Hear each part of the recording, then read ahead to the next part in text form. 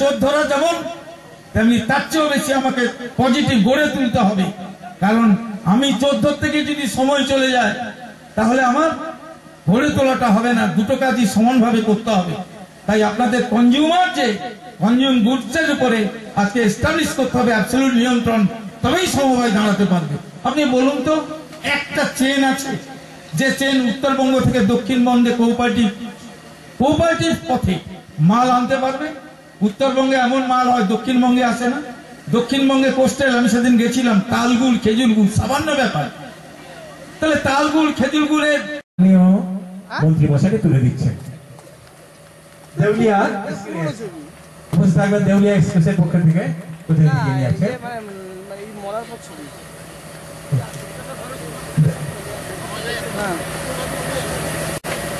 বেহাটি ধুলিয়াড়া Gopalnagar express যে প্রাঙ্গণে আমরা এটা করছি, যৌথ প্রোগ্রাম। চাপদা এক্সপ্রেস